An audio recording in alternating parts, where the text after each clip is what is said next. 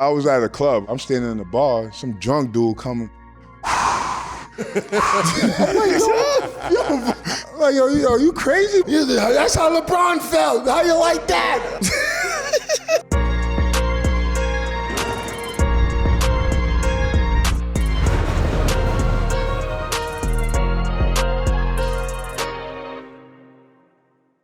Yo, peace. Welcome back to 7 p.m. in Brooklyn. I'm Carmelo Anthony here with my co-host. You know what it is? My name is Kazim FWIorFOH, but you could call me Kaz. You know what I'm saying? It's your boy, the Kid Melo, the human direct flap, because I keep it wavy, baby.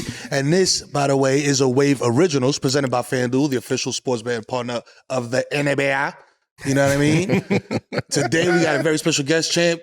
Who we got? Our guest today is a New York hoops legend. That's a fact. His nickname is Born Ready because he has the ultimate confidence, is always ready to hoop. A 10-year NBA vet, certified baller, high school phenom, Cincinnati legend. Please welcome Lance Stephenson. Yeah, what up, Lance? Thanks for having me. Thanks for having me. in the house, I'd say welcome to the hook, but welcome to Vegas. Welcome to the hook in Vegas. We still got the crates here. So That's a fact. Still got a little bit of it. Listen, man, we got a little something on the show that we call the Nasty Jersey Hall of Fame. Will we put him in there? Yeah, In the Nasty Jersey Hall of Fame? T-Mac just inducted his Hawks jersey into the rafters. Okay. Melo's Pelicans jersey's up there. You know what I'm saying? Lance, we need the Lance Nasty All right. jersey. Let's look at it. Nah, not Memphis. Memphis ain't bad. That's not a nasty Pelicans. jersey. That's nasty. Yeah. They not looking nasty. I look like That is nasty. Just don't look right. Nah, the New Orleans, nah. New Orleans ain't Minnesota that is bad. nasty. That's Iron Cousin in the Pelican joint.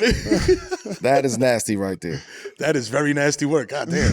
They don't even got sneakers to go I with ain't that. gonna lie to you, though. I didn't even know. I didn't even remember that you played in Minnesota. Yeah, I did. You had a 10-day? Yeah, 2 10 days. I got hurt in the 10-day too. Damn. Then after the season, at the end of after the 10-day, I got picked up by Pacers.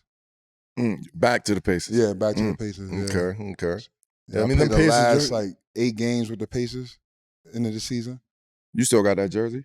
Yeah, I got that jersey. That shit is in the stash. Waiting for that colorway of sneakers to drop. Like, yo, I'm popping back out with this shit.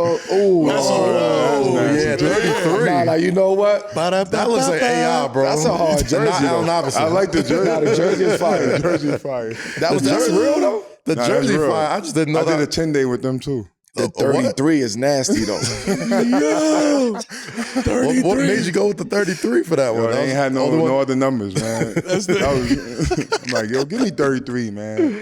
Y'all both like Atlanta Hawks legends in a way. Both of y'all. Facts. Y'all He have actually played in the jersey. Okay. I got you. My got jersey you. was just, it was made just in case. That was like the initial induction into the Nasty Jersey Hall of Fame was that Hawks Melo jersey, Yo, bro. that was the Just- first one. I ain't gonna lie, that's an ill jersey, though. Nah, that jersey It's a was relic. actually hot.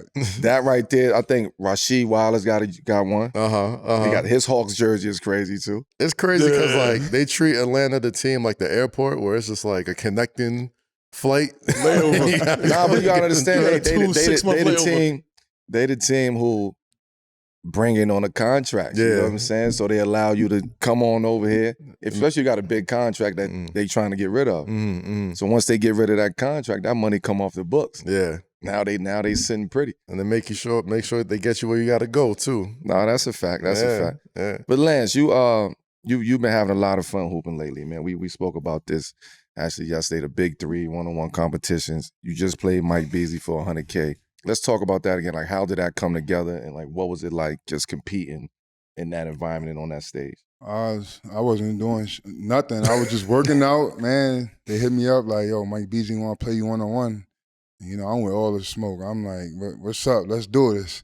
And they said they give me like 3 months to get ready, and then it happened, man. So how you feel about the other niggas is calling you out too? Who? Nobody called me What's out. what's I'm ready. I ain't hear nothing. I've been waiting, man. what's old boy name when he playing three on playing with the big Oh, three? he's too little, man. Yeah, He's he too called. little. What's his name? I don't even know his name. We ain't gonna say his name. We'll keep his name quiet. But we watch the clips and we see what's going he too on. little, We watch the big three. That's I'll why. be stealing money at this point. I want to play somebody that's gonna give me a competition. Okay. But I love the prize fighting got somebody element in of it, mind? though. Any two guard. I'm a two guard, man. Any two guard. You know who I want to see one on Anybody one? who ready. I want to see you and JR. Talk about folks Let's that do would that. I'll do that. Swish. Yeah, Swish you in and shape. JR one He on stay in one. shape. Swish in golf shape. Yeah, I mean, hey, I'll do that. that's good core strength, That'll be man. a He's great. still That'll good. be. I'll be. That's a good one. Yeah, I'll put that's some a bread good up for that. Not put some bread. I'll watch ready somebody for put some that bread one. up. That's a good one. Nah, but like Kaz was saying, there's almost like a prize fighting element to it. You know what I'm saying? There's like a lot of shit talking leading up to it. You know what I mean? The face offs. It's like boxing. all the same elements of boxing, All the yeah. same elements of like, yo, I'm gonna do this. Wait till I get out Got there, the bro. I'm gonna drop promoters. and give you this 30, motherfucker, light work. Woo, woo, woo. I'm Everybody coming saw to the see shit. you. Yeah, at you know the what I mean? Coliseum. It's like wrestling and shit. The motherfuckers cutting facts. promos on the gram and shit. Like, man, this motherfucker ass, bro. Like, he too little, man. I'm about to, you know what I'm saying? Like, what is that? Being from Brooklyn, you know what I'm saying? Like, because we from New York out here. Yeah, You know what I'm facts. saying? Very specifically. Very Coney specific. You know, Yeah. and very specifically Coney. Yeah. You know what I'm saying? Like, is that the type of shit that you like, yeah, I fuck with that. Like, you know what I mean? Like, That's how we grew up, man. My neighborhood. that's what I'm talking about.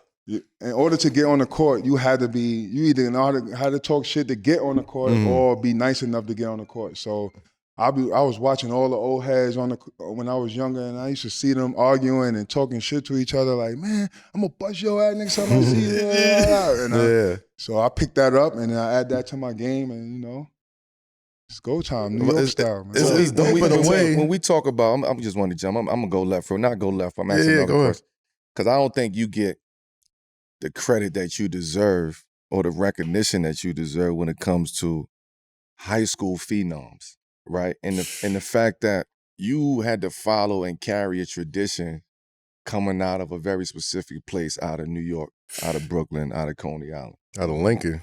Yeah. out of Lincoln. Like, how was that? Was that motivating to you to see just that lineage of small Steph, Bassey, and you coming at, you know what I mean? You after that, Bro, more than that. What was that like though? Jesus It was Shuttlesworth. a lot of pressure, man. My dad, when we was younger, he used to be like, yo, you go get all the records, you go get all the chips, we go do that. I used to just be running like, I don't know. Yeah, Pops used I to hope gas so. you. Pops was So gassing my you. dad was gassing me the whole time. If it wasn't for my dad motivating me every day, telling me like, yo, you could do this, I wouldn't have been this player that I am now. You know, Melo mentioned a lot of real NBA players out of Lincoln, but probably, funny enough, probably the most famous player out of Lincoln is a fictional player, and Jesus Shuttlesworth. Like, watching that movie growing up, did that sort of like influence you as well? motivated. Like, I feel like that movie was about me. I don't know. yeah. Everybody that played in Lincoln gonna say that, but I feel like that's how it really was for me when I was coming in Lincoln. I had a baby and everything. At 17, junior year, I'm like, bro, It's my life story. it's my life story, bro. It's like He Got Game is probably like one of the most influential like basketball movies ever. And it's like, it would have been influential if even like they made up some school, but the fact that they really used Lincoln High School and like really like taught it out, like brought it out of that, you got Spike directing it. You had to be influenced by that. You had to be inspired by that watching that as a kid. I watched that game. I watched that movie almost like every 2 months before the season about to start. And I was like, man, it's go time. So that was definitely a motivational movie. Did y'all ever do like the chant for the movie? The Yes. Lincoln.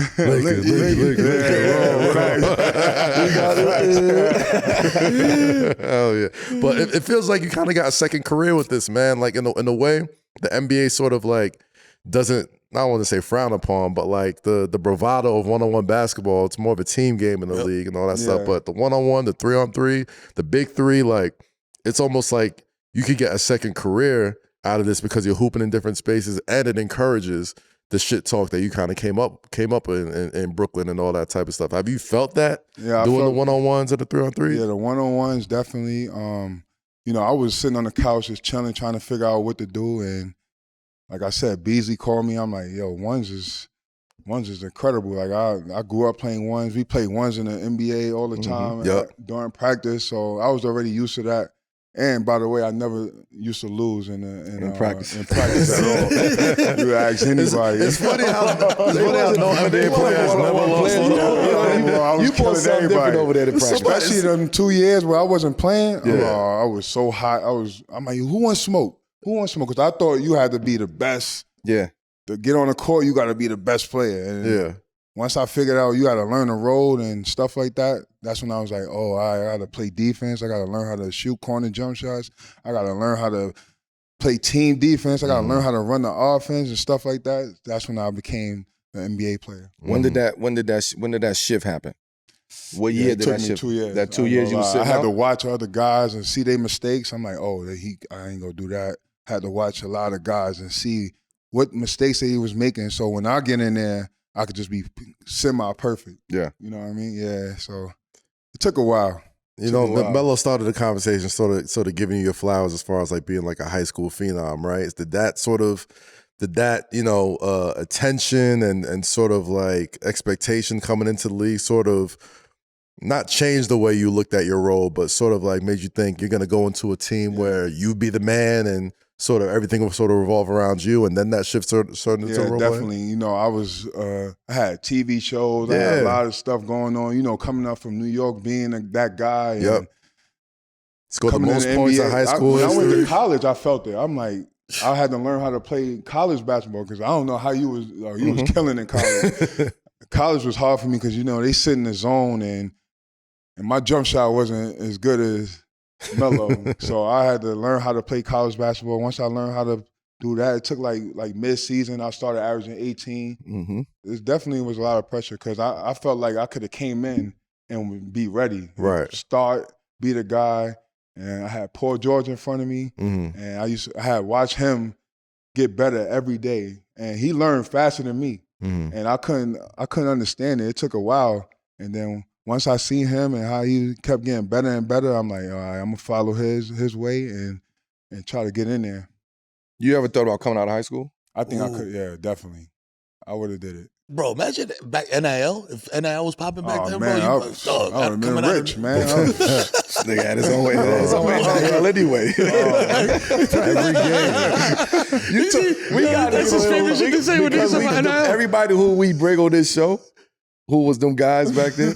They already had NIL. They already had their own NIL back then. Exactly. Man, I'm trying to make it hot, Melo. We grown. Is the statute of limitations up? We grown. Time's up on that. I mean, one of these days, we gotta have the statute of limitations podcast one day. Just talk we about grown. This shit is over now. It's over now. It's a wrap. Years later, Like 112 said, it's Cincinnati over Chains now. conferences.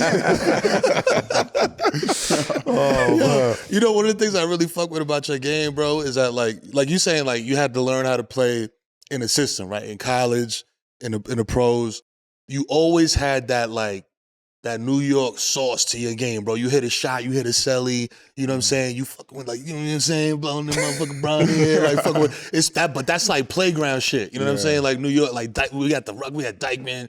You know what I'm saying? Like, what about your approach to the game made you never lose that? You know what I'm saying? Because adjusting your game to the X's and O's, but still having your style, you know what I mean? Like, how did you maintain that? Well, street ball wasn't really accepted like that in the NBA, right? You was a street baller, which he came from.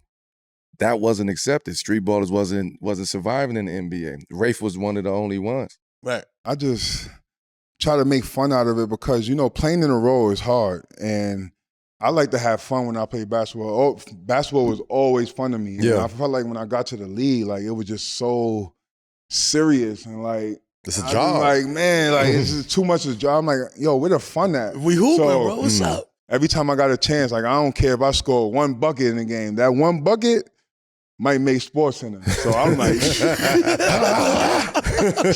let's go. Because I don't know if I'm going to get the next shot. I'm only going to shoot. Melo shoot every time. I'm getting like 5-6 shots a game, man. So my shots got to be perfect. Perfect. So I work on my shots. I'm like, yo, I got to make it. every shot I shoot, man, it's got to be the best shot. Yo, bro. But that's honestly though, like buckets that you make sometimes when they say, you know, it's worth more than 2 points because the crowd gets into it. Like, you're sort of a fan favorite. Like, it's 2 points on the scoreboard, but like that momentum and that excitement and like bringing that energy. Like, a lot of times, like 2 points ain't just 2 points when you make it feel like it's more than 2 points. You know what I'm saying? Especially with the celebrations. Like, that's how Rucker Park was. Like, you could cross somebody and throw it in the air. And walk over the court, you don't have to score. Like, that's what I'm used to. I'm used to seeing somebody get crossed, floored, throw the ball in the crowd and walk off. Forget about making a shot. That was better than a bucket at that point. It's like, oh man, it's crazy, man. Because that's like I always like love to mention it on the show because it's like that's such like a New York guard thing. Right. You know what I'm saying? Where it's just like, yo, it's about the handle. It's about like, yo, like that aggressive defense. You know what I'm saying? Like, yo, I'm gonna cross you up, while aggressive, I'm gonna take the shit to the rack. Like, I'm gonna embarrass you. You know what I mean? Like, I might blow the layup, but you know what I'm saying? But no, he wanted to embarrass you. In the league, Lance wanted to embarrass you. I wanted everybody to remember me. I ain't gonna lie, man. I want to point that motherfuckers and shit. You know what I'm saying? Yeah. Bringing that shit to the game. But listen, we talked about Bees calling out Melo for the 1v1 recently on the show. And recently on the Big 3 podcast, he doubled down. He said he's still ready to line it up. Melo, you think this is disrespectful or this is just showmanship? Last this is week, just selling fuck the around product. and had a triple-double. You know what I mean? Fucked around and had a triple-double. I think it's respect, man. I feel like, yo, he really respect my boy Melo. Yeah. And he want to play him so bad just to prove to everybody that he's there. He's a top dog. But, you know, Melo, man, you know, Hall of Fame. He's working on his speech right now. He chilling, man. It's different. The speech is written. The speech is loaded. It's like Street Fighter, dog. It's like you got to work your way up to the final boss. You got to play Rudy or something. Rudy. We always throw Rudy. Rudy's like, yo, I'm not playing. You got to play Rudy, man. Yeah. I fuck with it, though, man. The more I think about it, like, I fuck with it. You know what I mean? Because I know him. And I know how he think. But I also know what he's trying to. Like, he really want to play. I'll give him that. He really want to, because he loved to play. And he loved the game. And I think now you're starting to see him get that attention and that respect that he deserved, that for a long period of time when he was in the league and playing well, he still wasn't getting the respect. I don't think I think the game was there, but I don't think he was ready to respect the NBA. I don't think he was ready for the professionalism that it take to do what you do and still be professional in the NBA. Yeah. And I think by the time he got to the point where he was ready to step to that side of professionalism in the NBA, the narrative was already too far gone. So I think now having the opportunity to get back out there on the court, showcase to a newer generation, a newer game when it comes to 1v1 and playing, and he is that guy. Like, I take my hat off to Bees. Like, when it comes to playing basketball and 1-on-1 and street ball, this is what he does, right? So there's a lot of people out there that I would put my own money up against Bees. You know what I mean? On Bees against people. Right. Because I understand what he actually brings to the game. Bees is one of the most talented players to ever play our game. Oh, easily. To ever play in the NBA. So that respect for me will always be high level. But there's a reason why he say he's the left-handed Melo. He's a, you know what I mean? There's a reason.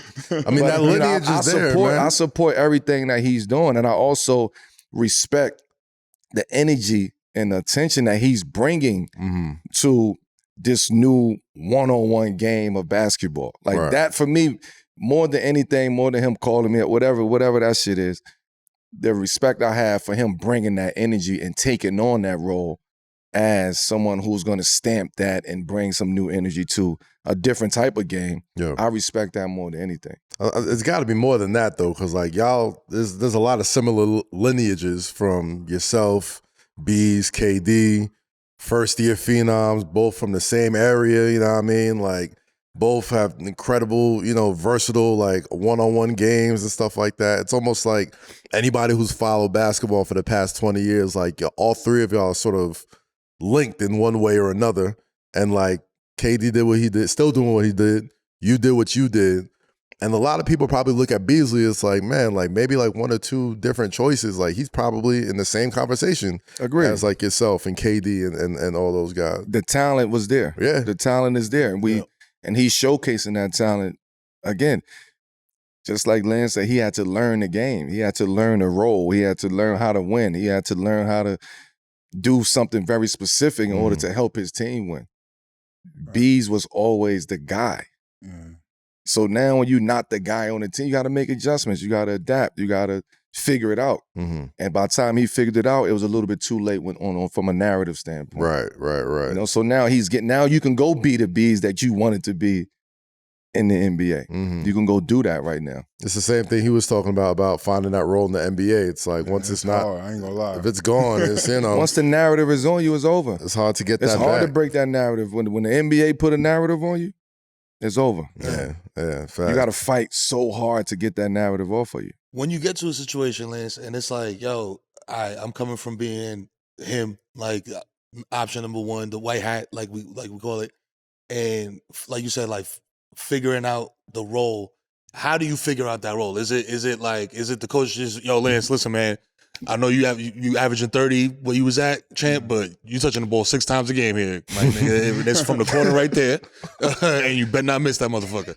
Like, is it like that? Or is it just like it's more, we figuring out what he got? And not saying nothing and be like, taking it like, oh, man, yes, sir. All right, I got to do this. Now, if you talk back like, why I got to do that? Why I got to shoot 6? Why I can't shoot 10? Like, that's when you mess up. You just got to be quiet and be like, all right, that's what they want me to do? Bet. Did you ever have that moment with a coach where they talked to you? Definitely. I had a coach tell me no more than 2 dribbles, bro. No more than 2 dribbles. It's crazy. I like the dribbles. So I'm like, bro, 2 dribbles is I was like, bro, all right. I'm gonna just shoot that shit quick. That's when I came up with this. I'm like, all right, I'm gonna just shoot the shit quick and celebrate hit the guitar, man. That's fun. So every time I shot a 3, I'm like, yo, I'm gonna hit the guitar. Every motherfucker, that shit gonna be fun to me. These two can't dribble. If I can't dribble, this guitar gonna dribble for me. This is gonna be my show, man. Did you ever say like, but later in your career, you know what I'm saying? Like at a point where you a veteran, did you say that? Were you able to say like, yo, listen, coach, I understand what you need me to do here, but I could also do X, Y, Z. Being a vet, you know what I'm saying? Like, it's still like, can't do that. I was quiet, man. I just took it like a man, watch film, watch little things I could learn in my game, learn how to play off of 2 dribbles, learn how to play off of 1 dribble, just getting in the gym and just trying to get my shot consistent as possible. So I want to be in the league, man. I like playing in front of my whole family and people that I grew up with, you know what I mean? So paycheck's nice too. I'm like, yo, I'm gonna just be quiet, man, learn the game, just sit in the corner. But how, when we talk about role players and somebody finding a role, there's a difference between somebody coming into the game already as a role player than somebody coming into the game and having to find their role on a team. It's a new role for you. Like the mindset had to be different for you coming in there. So when I came in, I looked at the Pacer team and I felt like they ain't have a defender, like a dog defender, like who could guard anybody, like who wasn't scared of nobody. So I was looking at all the players. I'm like, man, these niggas ain't guarding for real. I'm like, when I get in the game, I'm picking niggas up full court and I'm going crazy. So I took that, and when the coach seen I was playing defense, I was like, I don't care about scoring. I just want to play defense. Right. They talking about film. I'm like, yeah, that's what I like to do. I like to play defense. And that's when I got, yo, you playing next game. I took the guy that was starting spot, and it was my time to shine. Then once I showed them I could play defense, I was getting rebounds, pushing it, hitting assists, they let you go, going to the hole, trying to get points within the first 4 seconds of the possession. Right. And once I learned that, they started letting me be more comfortable, letting me rock and let me be me a little bit. I feel like that's the other side of New York hoops. Everybody thinks New York basketball players just dribble. Yeah. But like they're gonna pick your ass up 94 feet too. They're gonna slap the floor. They're gonna be up in your jersey as well. Brought that same energy for to kind of make your mark as an Indiana Pacer and sort of get that rotation time. Facts. Yeah. It's hard to put your stamp in a new city on a new team that's somebody else's team. Mm. Yeah. It's hard to put that stamp. Yeah, facts. And Lance put a stamp in Indiana with somebody else's team. It was actually two people's team.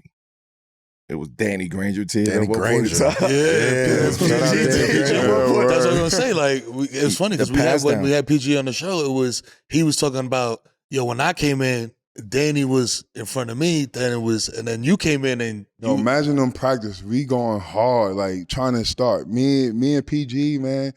I'm telling you, every day we used to talk like, yo, I'm gonna start. I'm gonna start. And he was first to start. I'm like, yo, I'm coming right after you, nigga. I'm right there. Yeah. It took one injury. Now my time to shine, and I maximize. Don't look back. Maximizing. Yeah. Right. Stay ready. You gotta get ready, man. But we have a special moment, a special segment on this show called 7 p.m. And the moment refers to that point in your life, be it personal or professional, where you got to really truly make the right decision at that point in time. We're going this way or going that way, set you down a very, very specific path. What was your 7 p.m. moment? Probably when I was younger, looking at all of the guys that I grew up with, my friends, they were doing other things like selling drugs and doing other things, and if I ain't have my dad, I ain't gonna lie, in my ear, like, yo, don't be like that. Be a ball player. Mm-hmm. And the whole time I'm like, man, I don't know if I'm gonna make it. Mm-hmm. I might make it. What if I don't make it? Right. So me not following the drug dealers and the drinking, the smoking, like I never did none of that stuff around all of my friends that did that stuff. And I felt like I went the opposite way and it worked out for me. Mm-hmm. So that would be probably my 7 p.m. moment right there. And that's hard, though. Yeah, that's definitely hard. Especially all my Coney friends, Island, man. That's drink, hard. Yeah. Coney? Yeah. party.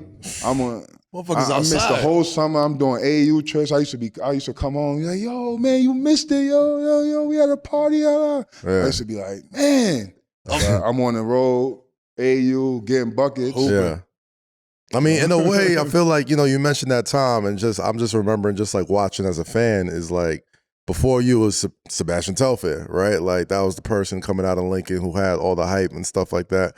And, made it to the league, but, certain choices probably, resulted in him not, sticking as long as he did, whether it was, the college choice or whatever was happened off the court and that type of stuff. Like, obviously you probably saw that as an example as far as like, all right, as far as like high school phenoms and all that type of stuff, great. But, there was a bunch of examples, especially in New York City, that, you could play ball, but you could also be at, any club with Puff or Clue or like all these guys as like a teenager. You know what I'm saying? It's very easy to, be as known as you were and get the entire city handed to you as a 15-year-old, and you could, go off the wrong path. So like, was that sort of like a challenge for you as far as being like a star? Was a challenge. Sebastian, that's my guy. That's my brother. Yeah. I mean, like, when I was young, he showed me how to be a pro. He showed me the workouts that he do. Like, I did a whole full workout with him. I was like, man, this is hard.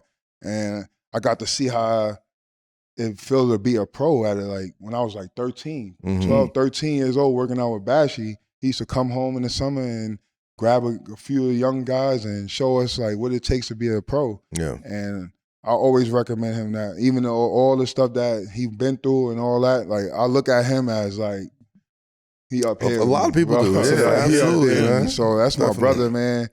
A lot of, you gonna go through things in life where you kind of slip, but I felt like, man, there's always a way to come back from it, keep staying focused, talk to the kids, tell them what you learned from that, tell them all the experience that you did and what happened and how you learn from it, and feel like you'll be all right.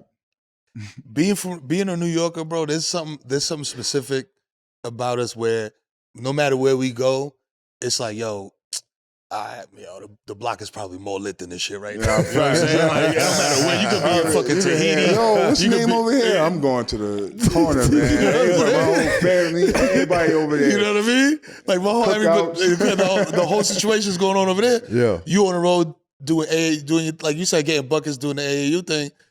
Like Cass was saying, was there ever a point where you like, man? Yo, every time I'm on the fuck road, this shit, man. my friends will call me like, yo, you hear it? Look, because we ain't have FaceTime back then. They're like, yo, you hear it? Yo.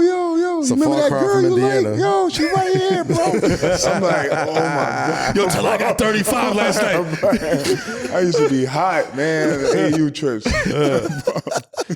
When you look back at your entire career, we just talked about high school, we talked about college, 2 years off in the NBA, get your stripes. Do you feel like you was fulfilled within your entire journey, your entire career? I think I did great. I don't regret none of everything I did in my career, but 1 year, the year that I left Pacers to go to the Hornets, once I got paid, like, I didn't keep that hunger. Like, I kind of slowed, like, you know, once you get paid, That's like, a real thing, man. We did it, baby. The relief I got is, a car, I got houses, I was hyped. Like, Yeah. all my friends, I'm on top of I'm like this. I go to my hood, I'm doing music videos. I felt like at that moment right there, I should have just started going harder and harder and harder. And that's the only part of my career I feel like, damn, I should have changed that right there. That's a real thing, though, man. I feel like a lot of own fans that, to have ownership in that. Yeah, that's real to admit that, because fans will say it, but it's a lot for a player to be like, yeah, like that's a real thing. I got, that was a real. I got paid and was outside. I was in the gym, but I was outside in the gym at the same time. But how you kept that edge, or how you keep that edge? If you speaking to a younger player that's out there today and they listening in, hearing your story, I'm sure we all go through the same shit. The NBA is a cycle. It's an ongoing cycle. Everybody goes through very similar situations. Like, how do you keep that edge? The goal, like when we was growing up, the goal was to be the best player you could be. Like, be the best player on the court. Like, to go at anybody, like you want to be memorable. And I just say, just stay in the gym. When you get paid, stay in the gym, because there's more money there. It's more fun. You can have fun later. Like right now, I wish I went crazier at that time so I could have more fun right now. So I would say do everything you can while you're young and strong, so you can have fun at this age right here. I feel like, though, you got to give yourself a little grace, though, man. NBA retirement is different than like a plumber retiring. Yeah, you know what I'm saying? Like, you retire at like 35, 40. You know what I mean? Like, you're not 60, 70 years old. You know what I mean? So It's different when you looking at the game. You like, man, I wish I want to play, bro. Yeah. Like, I could play right now. You ever watch a game and be like, I'll bust this nigga's ass right now, bro. I be hot watching the games. I don't even like watching the NBA games no more, because I feel like I could play right now and I can help a team win. Yeah. Even if I'm on the bench, like helping the young guys, like telling them what to do and stuff, I feel like I could do that too. I feel like there's like a veteran dilemma in the NBA, right? Like anytime we have a player on here and they talk about what it was like when they first came in the league, you know, they remember having grown-ass men on the team, you know what I mean? And now the locker rooms just get younger and younger and younger. Yeah. And, you know, we see, you know, thank God for the big three, thank God for, you know, the ones and all that type of stuff, where players that we grew up watching can still, you know, make a living playing ball, make some money playing ball. But at the same time, it's like, man, these guys are still pretty good. Like, they can help an NBA team right now. They're probably not the guys they used to be, but you can't tell me they can't go and help a team win some games right now? And it's crazy because, like, NBA, I feel like NBA is one of the sports that doesn't do that. Yeah. Like baseball, they'll be carrying a dude on the team that's on the bench that out of 162 games, he might play in 3 or 4. Bro. You know what I'm saying? But he's coaching up the younger dudes. Like, bro, look at the NFL, man. You could be a career backup quarterback. You could be 43 years old. To that point, it's also cultural. Yeah. Right, in a sense, right? With NBA, when you feel like, first of all, when you feel like you should be on the court, you're not doing all of that. You're just not going to do that, because you still want to work. You still want to do what you got to do, and that's not the culture of the NBA. Before it was, when I came in the league, and this was before Lance, it was grown men. These niggas had families. These niggas was Could already pay my 38, mortgage. 37. They coming out of college at 26. Like 26 is what I'm saying. You had fifth year, 6 year scenes and all that back then. Now nobody is staying in college now. They'll turn their nose up at you if you come out 4 years. We had old teams. Like it was teams who was average age was 35 when I came to the league at 19. Yeah, I don't know the actual stat, but the Thunder. I mean, I'm just stepped out. My point is, Thunder those just won a numbers. title. They average age was like what, 26 something. So 20, my wow, point right. is, you coming into with a different mindset. You going up against grown men who got real issues going on. Yeah, real serious issues going on. Horses, you're not coming into the game today. Nigga, they got issues like that today. Everybody happy and shit. Everybody is happy today. So it's a big difference in timing and culture. And I will go on a limb and say, if he was playing today, let's just put Lance Stephenson as a basketball player. right. If he was in today's game, in today's era, the narrative around Lance would be out of here. Right. The impact that he would have on the game today would be out of here. The way that he played, his energy, what he brings to the game, all of that will have a major, major impact. Today, when you look at teams today, you be like, damn, I wish he can just do this and do that. If he played harder, if he did this, all the things that he was actually known for at that point in time.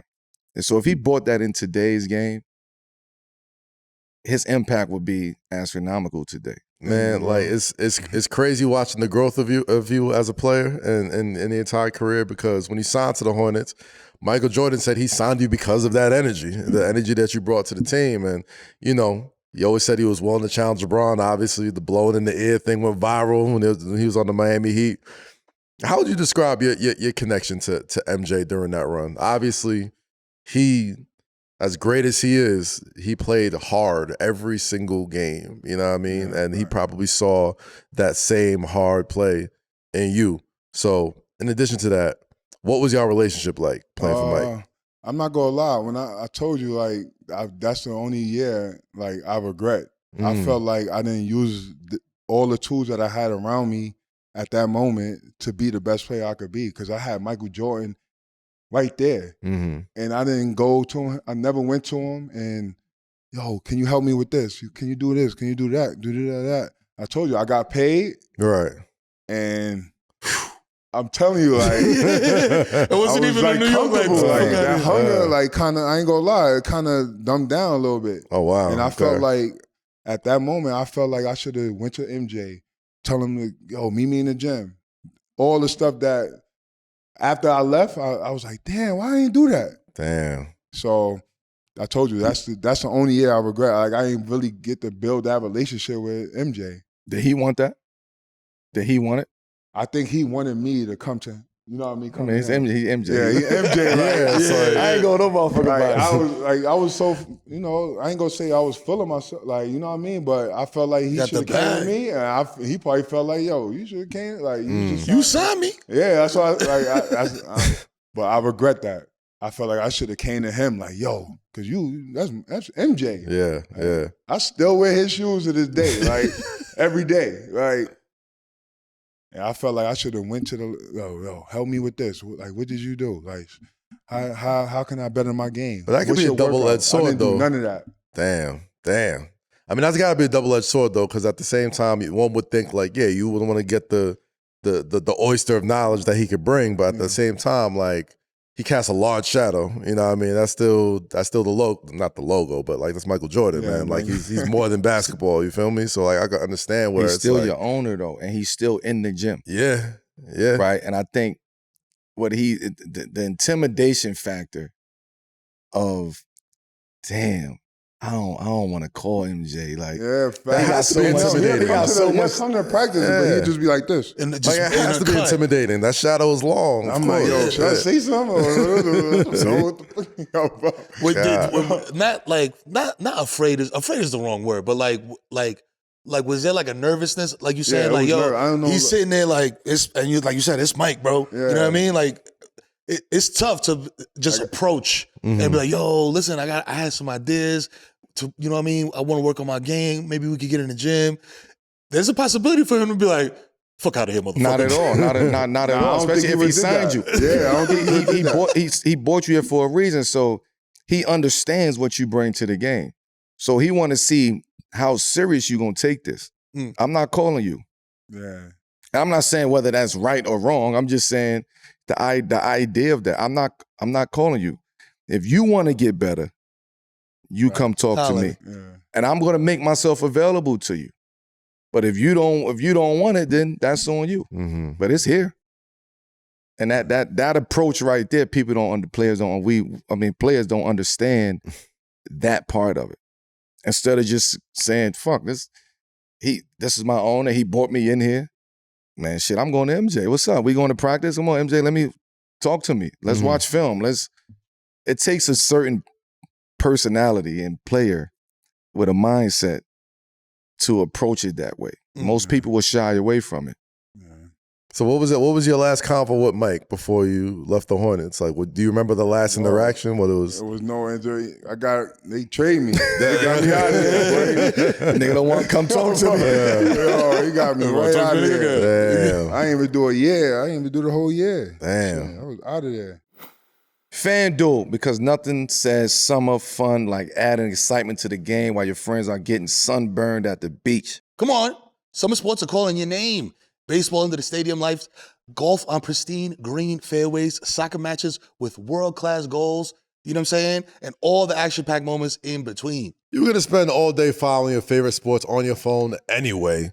Might as well make it more thrilling with FanDuel. So open the app today to see the daily promotions. If you're new to FanDuel, new customers can bet just $5 and get $150 in bonus bets if your first bet wins. Open the FanDuel app today or visit FanDuel.com/7 p.m. to get started. Must be 21 plus and present in select states for Kansas and affiliation with Kansas Star Casino, or 18 plus and present in D.C., Kentucky, or Wyoming.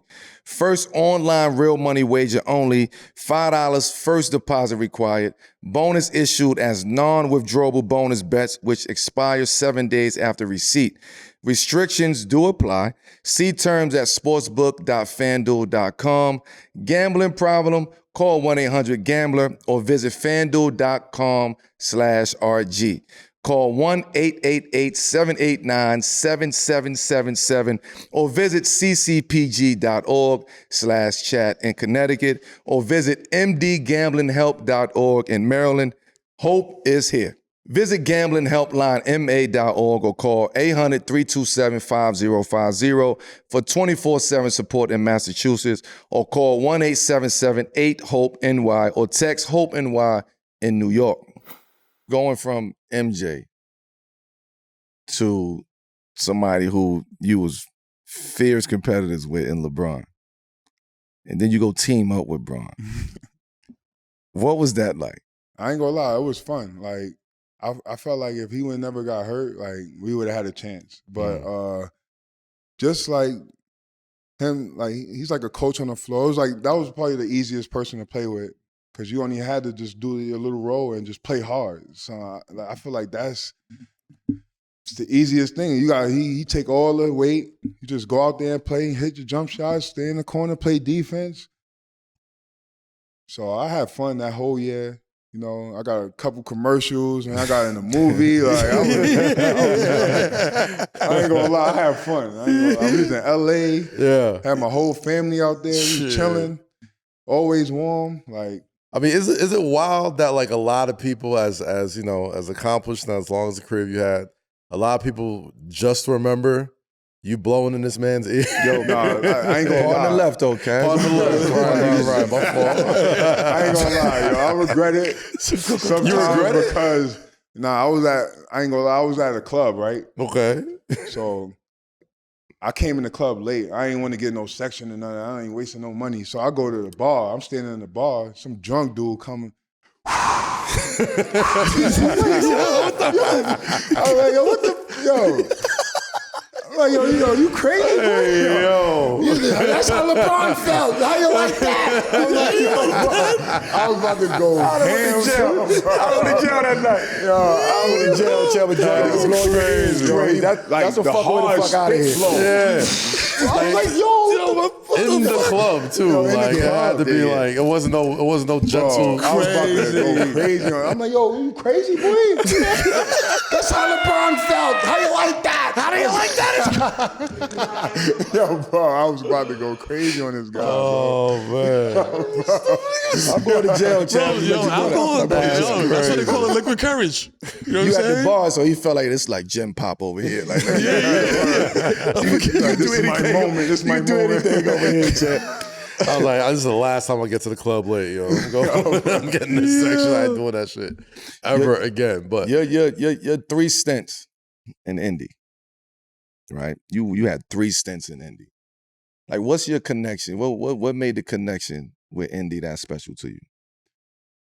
They believed in me. Like, even like, I don't know how the fans like gravitated to me so much. I know because I play so hard, but And they reckless, and you was reckless. they reckless and you was They fuck with that. And they condoned the bullshit. That's what they did. nah, but it's so like it's a blessing. Like every time I go in that building, like I feel like, dang, I did something. Like, you know, I feel when you get that love from an organization, the whole crowd, everybody giving you that love, like it make you feel like, yo, I did something. Mhm. And every time I go in that building, man, it feel like home. So, man, Indy will always be like my home. Like I still got my house there. I still live there. I still like be out there and show love and go to the games and stuff like that. But like, I don't know, the fans clicked to me. I don't know. It was that I think my 3rd year. And I came in, I ain't played, it was like the 15th game. And they were starting somebody else. And coach switched the rotation. I came in and I did one move and I made Tony Parker spin it. That was my first play. Yeah. It was like, yo, what the hell? Like, and ever since that day, like the crowd been like, they love me. I mean, in a way though, like I hate giving the Indiana fan base credit because I'm a Knicks fan, but like they kind of have similar.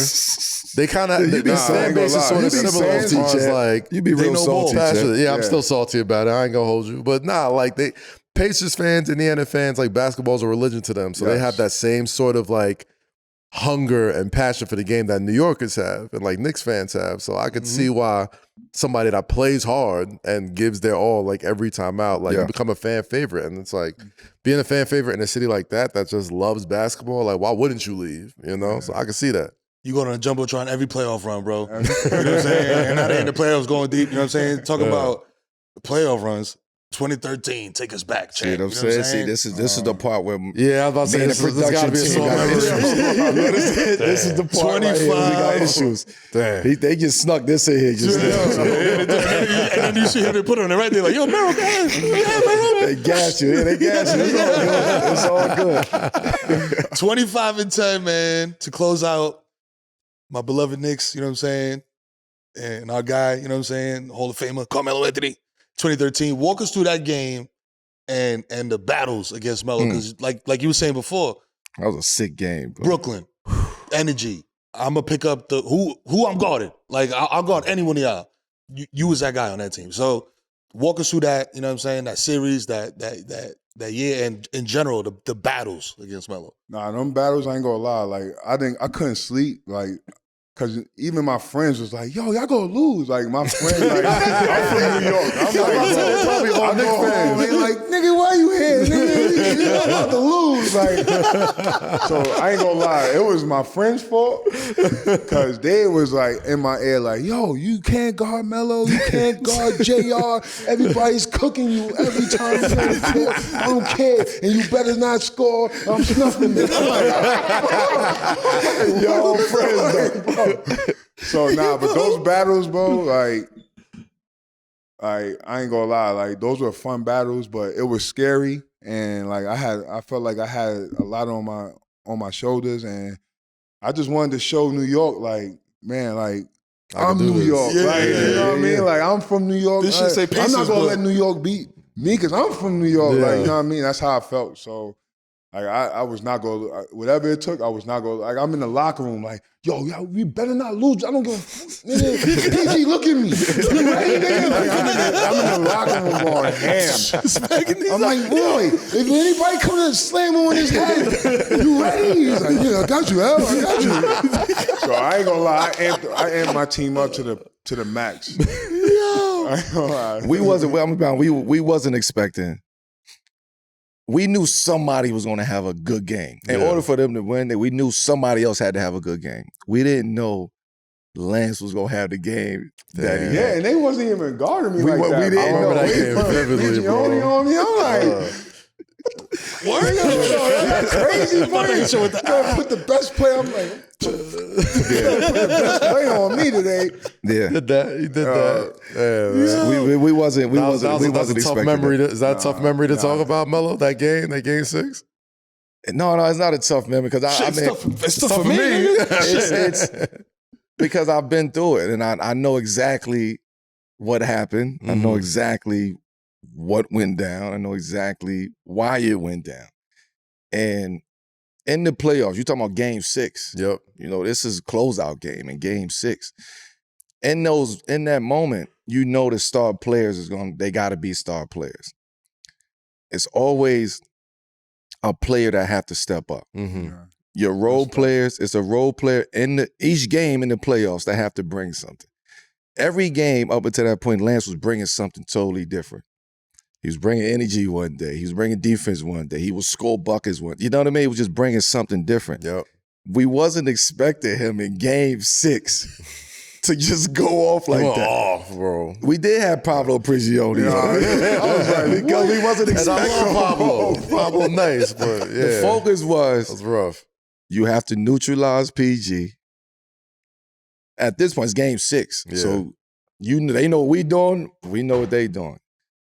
Roy Hibbert, let's try to get him out the paint. Because this was like the first year that they started vertical. Mm-hmm. They was testing the verticality. Mm-hmm. And if you look at the damn clips, Roy Hibbert wasn't going vertical. No. He didn't have no verticality at fucking all. I hated that shit. I hated that. That's the only thing that I was This nigga be so fucking tight. I'm like, this nigga can't jump over a fucking phone book.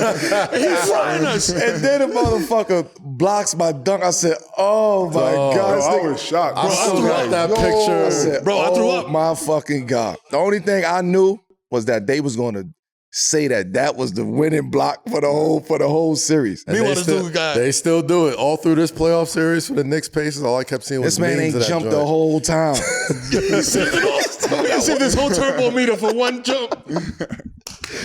I remember you winding up for that dunk. I'm like, all right, this is gonna be the play In my of, mind, he I'm makes like, that of the dunk, he wins. season. yeah, we make the dunk. This game is 100%. over. The series is done. over. Bro, I stood up like, yo, this about to be a poster. Oh, Fucking guy, Sat man. down mad slow. Roy Hibbert, man. So yeah, that right Was there that you amped still it? make He me did that sick. 'cause you I'm amped telling him? you, I was amped, yo. I'm like, yo, give me the ball, please. And the coach like, yo, Lance, calm down, please. Calm down. I'm like, no, look what they got on me. Give me the ball. They let me rock, bro. I ain't gonna Pablo? lie, man. They let me rock. Pablo had to catch it. Yeah, That was Frank Vogel, right? yeah, Frank Vogel. That's my favorite coach in the NBA. Yeah, shout out That Vogel, was my man. favorite coach. I mean, you have a lot of those battles in the East with those Pacers teams, or obviously battles with Melo. Any memorable moments against him, trying to get under his skin? I'll tell you. He He ain't gonna tell you. I'm gonna tell you. You tell me. The nigga Lance used to switch off on me. And you know, as I'm posting up, he used to fucking Lance got big ass partner left. Lance got big ass hands, like strong ass hands. And he used to put his hand in my like the side of your and grab my side. And I used to punch down so fucking hard. And the ref would be like, I'll be like, yo, no more Melo. And he would do it again. I would swing down offensive foul. I'm like, what the fuck? He fucking grabbing me. He used to grab my fucking side. And I had pads on. yeah, pads on. He was the hex guard going joints. through the pads. It's like an inch of padding to get You know what we gonna do? We gonna skin. set straight. We gonna switch him off, man. Yeah. Because they gonna let Indiana beat you up. They let them foul you. They let them hack you. All them niggas was hacks. from PG to him, all them niggas was hacks. Yeah, we was, And they just, that's the one thing I remember about Lance. Did y'all know that? Was y'all like, yo, we hacking, fuck it? Yeah, we was the number one. They was known for hacking. Yeah, like we was the number one defense. Like, was we known was for hacking, bro. You don't be the number one defense without hacking. Yeah. No way. No. I mean, all right, so you talk about that team. You talked about PG and coming up, getting drafted together. On this podcast, he credited you with helping him become a superstar. Facts. You know, for the role that you played there and how much fun it was just battling him in practice and games and all that type of stuff. How much fun was it going to battle with him, coming into the league together? You know, you talk about, you know, Danny Granger being the guy and trying to find that way into the starting rotation. Like, how was it like having those battles together with PG? It was amazing. I felt like he helped me and I helped him because we had a goal, and the goal was to take over the team, be those starters, be those guys. And when we first got in, they tried to make me a point guard and make him the two guard. Mm-hmm. And I felt like when we switched coaches, they decided to put him at the 3 and put me at the 2. And that's where I feel like it helped us a lot because we was going at it in practice because I felt like I should have been the 14th pick. Yep. I felt like I should have been that guy, and we going one-on-one and we going hard at each other every day. And when he got his chance first, I ain't gonna lie, I was mad. Like, I was like, man. But I was watching him, bro, this dude win every suicide in practice. First one there, in the weight room, body strong, athletic, like, and I just used to watch him like, yo, why they got him over me? And those was the reason. He was one of those guys that did everything right. First one in there, no injuries, strong body, like, and watching film, getting with the coaches, like I wasn't no guy like, yo, watching film. Like, I ain't watching film. I don't watch film. Like, I'm go out there and play, nigga. Bro, he was on it. Like, somebody must have told him, like, this is what you got to do to learn the game. And he had it right away. And I picked up on that as the season was going. I'm like, oh, that's why they like him. So I started doing it. And then I got my opportunity. So I feel like we push each other, like, every day. Like, we push each other, and that's why you see how the team was. The y'all getting drafted together was fun to watch for me because you was a quintessential New York hooper, and PG's a quintessential like West Coast, California, LA type of dude. Like the games were. Break that down, because like the way I'm saying it, like I already know what I'm trying to say, but like for a hooper, Vegas, you know Vegas, what I'm saying? Like, you know what I mean? Like it's Vegas. It's two different cultures. It's two different cultures and two different games. Like it's two different cultures completely. It's the same sport, but it's almost different in that way. Because like you saying, like a motherfucker New York might just wow, and then throw the ball into the stands, but like that Cali game is like real smooth and like it's like the way you're supposed to play, but I don't know. Like they played the right way. 2 dribble pull up, shoot. Like they played the right way. And you know, like me, I freestyle. I play off a reaction. So nigga, the guitar man. He already had the pure like basketball game. I had a street ball game, and I had to learn how to be a basketball player and learn how to play within a team.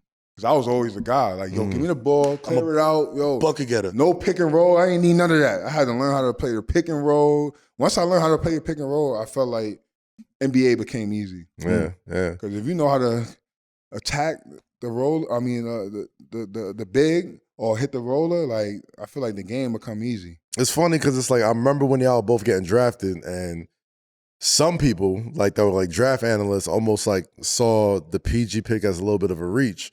And you were the more sure thing because we had watched you since high school, you know what I mean? Yeah. And PG sort of came on a little late. He was from Fresno State, you know what I mean? Like wasn't like a huge basketball factory like that. But like you kind of was the one who came in with the hype, you know what I mean, out of Cincinnati, out of high school and all that type of stuff. So like how did that sort of factor into y'all dynamic when y'all were both like teammates and rookies? Well, I ain't gonna lie. I'm telling you, like, when I first seen that, when I first got in it, I was like mad. Like I was like, yo, who's this guy? Why they got this guy over me? And I'm going at him like every day, like, yo, this is why y'all pick, like, you know what I mean? But he had that game. Like, he knew how to play basketball. And he just had the body. Like, he's 6'9", wingspan. I'm telling you, the first duel in practice, running the suicide, winning every sprint. Like, this guy was in super shape. Like, he had it already, bro. I ain't gonna lie, he had it. He just needed the opportunity. Yeah, he just needed an opportunity. And they let him play, they let him rock out, and he learned the game while he was playing. And I seen it. I'm like, yo, this nigga's getting nicer. What the fuck? Yo, what's going on? He's getting nicer every day. I'm like, yo, he's starting to, the games were coming closer. I'm like, yo, he's still in my game a little bit, bro. Like, but I feel like we helped each other, and that's why he PG, man. Low key, I was gonna say, like, if you mix those two cultures, that aggressive New York culture and that smooth, like, West Coast culture, you get the perfect hooper. You know what I'm saying? So, which is why they mesh well in Indiana. Yeah, right. Because PG knew it was something that he didn't have that Lance had, and it was shit that Lance wasn't able to do that he had that PG could do. Because of the position that PG was in. Right. So when you playing off of both of those elements, now we can really have fun. Because now I'm going to do what I got to do, but Lance, go get him. Now Lance going to go get him, and then Lance will tell me, all right, now PG, go. Right. So you playing off of that duality and that confidence of one another. And that's just why, you know, Indiana was a really good team. And I thought they had a really good makeup of a team. And when you go in Indiana, like, damn, they got a 4 in David West. They got Roy Hibbert as a big. They got this nigga at the 2. They got PG at the 3. I think it was George Hill. George Hill at the 1. And George Hill helped. You got a us really lot, solid point guard. Yeah. So you had everything that a winning team, you had the winning recipe of a team. And Frank Vogel at that time was a really, really good coach. Yeah. Not to say he wasn't, but at that time he was a really, really good coach. So you had the right pieces of, and all you had to do was just put those personalities together. That's blocked from. I was about to ask you, like, do you look at that season and that team as like the one that got away, as far as like, man, like that was as good of a shot as we had as a Knick. Yeah, my thing is that right there. I think y'all 3-1 the Miami Heat that year. Bro, I talk about that year all the time. Yeah. I think we looked ahead at Miami because it was like we wanted to play Miami.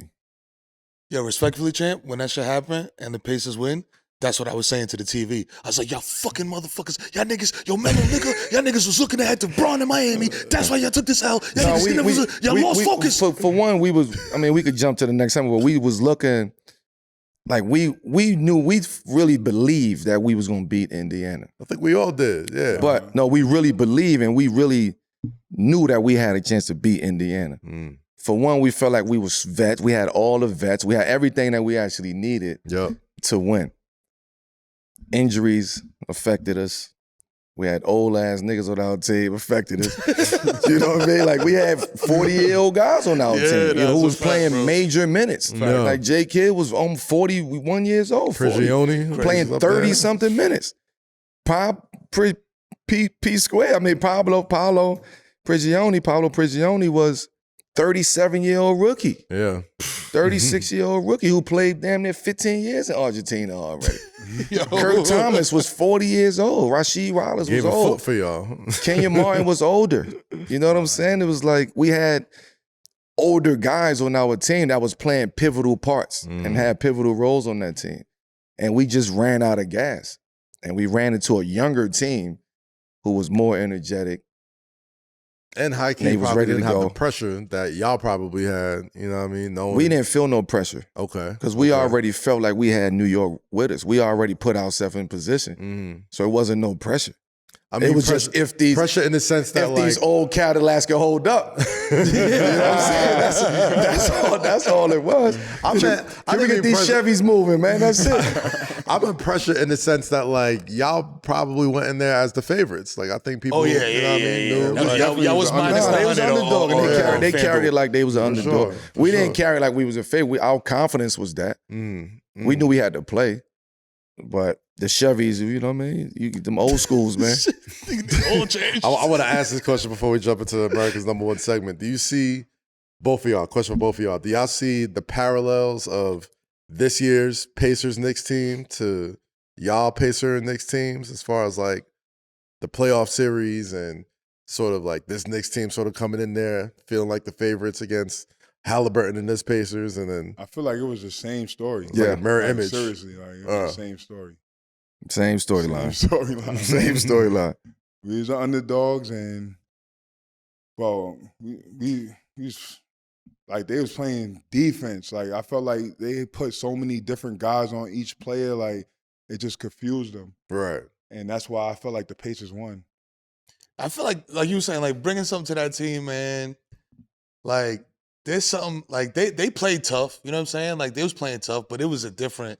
Like y'all's teams was a different type of physical, bro. Yeah. Like you're talking about hacks. The game was different. Oh, what was the big? game was different. The game was different. David West on your team. The style of play was different. bro. David West was definitely that vet. Y'all had Jan Mahimi on y'all team. Yeah, you know? Damn, bro. That's a deep pull, man.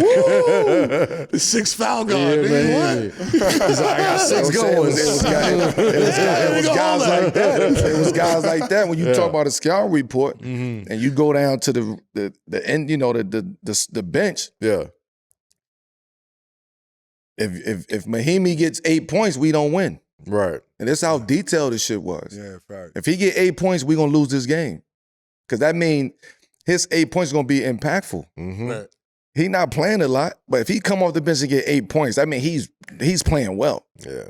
I mean, he's doing something really good to impact this game. And they're not running anything for him, so No. he's getting. All So that means it's all offensive rebounds, it's all dump off passes, it's all lobs. Like it's a lot of shit that he's doing. His activity is getting him 8 points. So if his activity is getting him 8 points, I mean he's outworking somebody on our team. And we don't have a chance to win if he get 8 points. Come on, man. You know who never gets 8 points? 7 p.m., baby. We always drop 30 on the #1 segment in motherfucking America, dog. You know what I'm saying? It's fuck with it or fuck out of here. Yeah. You feel me?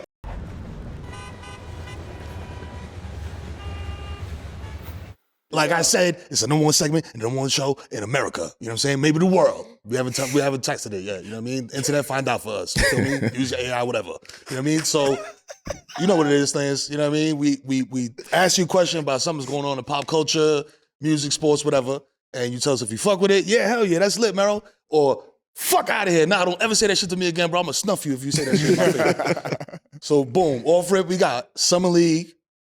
You know what I mean? Johnny Furphy Oh, I seen this. from your Pacers threw down this poster. You know what I'm saying? Oh my God.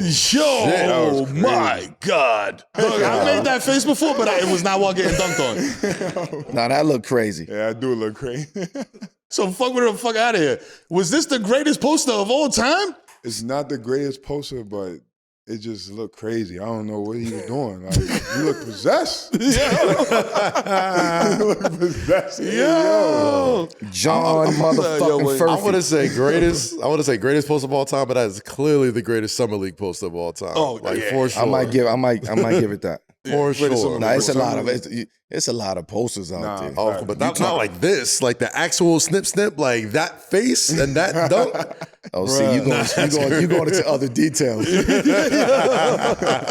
Bro. Yo, the dunk was crazy, but the Shout out to Furphy, man. He still gotta try and make a team after that, yo. Like that's gonna stay with him for his whole career. They drafted Indiana drafted him? Yeah, I think so. Second round, first round? Yeah. Probably First round. First round? I think he was second round. Okay. Yeah. He's one of them guys, bro. He gonna be like a TJ McConnell. And I'm not just saying that because he's white. Yeah, Saying that man. because he's active. And his name Furphy. His name is Furphy. Come on. They gonna love that man in Indiana. That's a lumberjack last name. Furf. Yeah, let's fuck him up, Furf. Get him, Furf. Listen, Murphy would have been fine. First guy in the gym. Murphy would have been fine. I They had can't to get throw the buckets. F Somebody on it. getting buckets named Furfy on me is crazy. Crazy. Furfy give you 50? Furphy Grilled this nigga up. No Boy, man named hibachi, Furphy nigga. dunk on me, psych. Put this nigga in the air fryer. He probably thought he was gonna block Furphy shit too. He's like, oh, he got a little white boy. I got it. He said, You know what's crazy? He's probably played with that energy his entire life. They probably make fun of his name all the time. Bruh, And it's like, the all hair. right, I'm gonna Nah, show he you. can play though. He can Making play. I fun of didn't me, know Furphy. Indiana drafted him, and I didn't know when they drafted him. So Shorty solid though. Shorty I solid. know he could jump like that though. Straight up That's out of crazy. Straight out of Iona College. My God. Furphy. But- So, all right, listen, you and Mike Beasley had a viral encounter during the press run of y'all's 1v1. Bro, he was wilding, bro. What was this man I ain't know saying what to during say. this I'm joint, like, yo? yo, what comeback? I'm like, what the fuck? That's what I'm saying. I was about to say, yo, game over, bro. You got it, Fuck Jim. this bread. Yo, it was these clips when I was like, all right, this 1v1 stuff has gone full pro wrestling, bro. Like, he's legitimately cutting the promo to the crowd. I'm like, yo, what is he talking about? I was like, whoa. Shaking it. I was like, yo, I don't know what this nigga's wilding, bro. And the crazy thing, bro, I had my kids right there. I got my kids there. They looking like, Dad, say something. You gonna shake ass? I'm like, shake ass, fam. That's crazy. Yo, my kids That was is watching. funny. I looked at my kids like, yo, don't mind him, bro. It's just promo. It's just promo. Yo. Nah, that's So ill right fuck there. with it the fuck out of here. Beats' approach to getting under your skin. Because like Kat said, that shit was a wrestling promo. That was a wrestling promo, though. That was different. no. Now you shaking. I'm not you I'll shaking say ass this. out here. This He nigga's said it seriously. shaking ass. Ooh, I'm like, yo, what's good with this nigga? Yo, who let Macho Man in here, And bro? at least there's some music to the video. He's probably in there. It's dead silent. You know? There's nobody in there. I'm like, yo, why y'all dim the lights? Ooh, Serious, bro? man. It might be a fuck out of here as far as getting under your skin, but I'm a fuck with it as far as like That's it 'cause made me you want to a- watch you the a- you a one-on-one. WW, you know what I mean? You I was in the like, y'all wrestling sold world. me. You in I'm the like, you about to wrestling do world. what? That's the Rock versus Stone Cold shit right there. I'm getting up walking. I'm like, I ain't. Bro, I was like, yo, nah, I'm talking about he gonna have you shaking ass and shit. I'm wilding, bro. We ain't even talking basketball. This ain't even basketball no more. Oh, I thought this was exactly. I was like, I thought this was about to be a basketball game. Like, where I'm can I cool. order this? You got keep your 100, man. Yeah. Oh, man. So listen, we're here in Vegas and we see how much of the city supports basketball. You know what I mean? They love it out here. Summer League, the Aces. NBA is always thinking of expansion, and Vegas is a city that always gets mentioned. You know what I'm saying?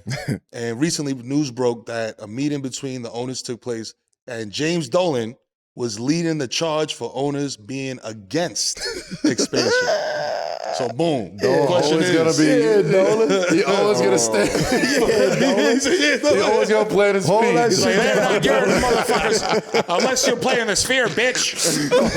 Listen, Hold that shit down, Dolan. so fuck with it or fuck out of here. The NBA owners being against NBA expansion. I don't fuck with that, man. NBA expansion or Las Vegas expansion? NBA expansion. Nah, they need more spots, man. Yeah, Come on, man. yeah. Which city would you? Because Vegas, nah, obviously. Nah, Vegas would be a great spot. For sure. Vegas, I don't know, like, I feel like the guys are gonna be like, they're gonna be responsible and not be outside like that because Vegas. I ain't gonna lie, I live here, and off the strip, Off the strip is a regular. You don't It's a even know regular you're in world. Vegas. You chilling, like Yeah. I ain't gonna lie, I have a great time when I'm out here. But when you go on that strip, it's a different story. So I think the NBA guys gonna enjoy it out here, so they should definitely come here. Explain it to me though. Like, how would that work if they expand more teams? Does that affect the owners in any way? Like, do they get like less? Do they have to like share more? Yeah, of it's a revenue pot share. Okay, all right. So You got to that's why share it- with all the owners. You gotta got to say, share yeah, with nah, 32 I teams see instead that. of I see 30, that. motherfucker. Like, You want to share with 2 more owners, or you want to fuck out of here? We're doing a pizza party where you slice a slice of You know ham. what I mean? Now you're talking about how much money that the league is bringing in. Yeah. So that's a fuck out of TV here. rights, TV deals. It's a lot of bread going around right now. that is So true. to split that pie into 32 as opposed to 30, damn. Yeah, And if you don't, you probably when you feel start like thinking, when you start thinking that way, yeah, you probably feel like I'm one of the cash cows here as far as the owners. Like, I mean, a lot of them are. Lakers just over 10 billion. yeah, there you go. So there you go. a lot of them are. I think a team in Vegas would be dope. I think a team in Mexico City would be dope. See, Seattle. I'm not mad at Mexico City. It's just Mexico City, I don't think is NBA team ready yet. Yeah, Like I think it will be. They got those Mexico City games that they do Yeah, in the no. preseason. I think it's a lot of attraction in Mexico City. I think they can hold it. I think they could. It's travel. and the crowd, bro. You talking about travel? Travel? Okay, yeah, that might be. You know what I mean? You get them. You get them in the Pacific Division. You know what I mean? You get them there with the Phoenix Suns. And also, you gotta, when you expand, when you get two more teams, I'm hearing two more teams, right? You gotta shift some shit around because you can't just put two more teams out west. You get what I'm saying? You gotta do a West Coast and the East Coast team. Well, there's some easy fixes to that, though. But see the two. New Orleans should not be a West Coast team. Who? Get New Orleans in the East. Put New Orleans in the East. I agree with all of that. That's wishful thinking. Is what I'm saying. You know what I mean? That's when Minnesota shouldn't be in the West. Right. Exactly. It's That's just another one. geographically speaking, they shouldn't be in the West. But you talk about the teams that they are saying, the city, Seattle, Vegas. Those are two West Coast, Western Conference teams. So now what you gonna do in the East? You got to move teams around. Yeah. You got to move New Orleans to the East. Move Memphis to the East. Yeah, that's two right there. Move like Minnesota should be East. Oof. You know what I mean? Like it's different plays you can play around with, but I do think Seattle deserves a team. Yeah. I think Seattle deserves their team. It's been there, it's done that. They got a lot of history. It's a lot of history being lost with Seattle history going to OKC. It's just a lot of shit that's being lost. Let's bring back Seattle tradition. Let's bring back the Sonics. You know what I mean? Let's bring back that green and was gold. a fly name and team too. That jersey was fire. The jersey was fire. Save our Sonics, man. So it's a lot. It's a lot of logistics that have to go down. But the expansions is happening. I mean, Adam Silver already said it. The expansions is actually happening. Love it. Let's get a team in Puerto Rico. You ain't gonna get no complaints about travel for that. No, listen. Zero complaints. Like, not at all. We got Puerto Rico this weekend. Like, we out. That's a fact. Yo, I'm staying here for a week, matter of fact. We gotta start bringing games. I'm vouching for that, man. We gotta start bringing games back to Puerto Rico. Oh man, you know what I mean? I remember with Miami and shit like that. They used to have training camp, you know what I mean, in Puerto Rico and games in Puerto Rico. Shit was popping now. Come on, man. Globalize the game. we gonna work on that, man. Puerto Rico, we coming back, baby. But we gonna wrap it up, man. We gonna wrap this. Lance, man, I appreciate you, man. Again, man. It's been amazing talking to you, brother. For me personally, seeing where you come from as a 13, 14-year-old to where you at today and everything in between that. Like it's special to see your evolution and your growth. And the way you speak, you know what I mean? Years ago, you probably wouldn't have spoken on yourself that way and looked at shit that you regret and mistakes that you've made. So I appreciate you for stepping back on the show. Yes, sir. And there's always love between me and you. Fuck all the hip grabbing and shit. But it's always love, and I appreciate you, Chad. And I want to say thank you because you one of my goats. When I was young, looking up to you, I even came to the Brickley workouts. That's a fact. Just to see what you used to do, like how you work out. So I want to say thank you, and I definitely want a jersey sign, please. That's done. Hang that up in the crib, like. Just don't hang that in Indiana, man. Hang that shit up. Love, there's always love. Brooklyn, you know what I'm saying? New York City, you know what I'm saying?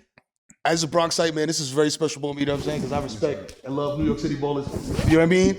Brooklyn, BX, Super Boroughs, you know what I'm saying? But this is 7 p.m. in Brooklyn, you know what I'm saying? It's a Wave Originals presented by FanDuel. You know what I mean? Subscribe, hit those buttons, every single button right here. The bell, the thumbs up. Don't touch that thumbs down. Leave that shit alone. Go in the comments, be like, yo, Melo wore the same outfit. I don't care. You know what I mean? Just get active in that motherfucker. You heard? It's 7 p.m. Like I said, Every motherfucking week we here. So don't go nowhere. Yeah. All right? Holla. Peace.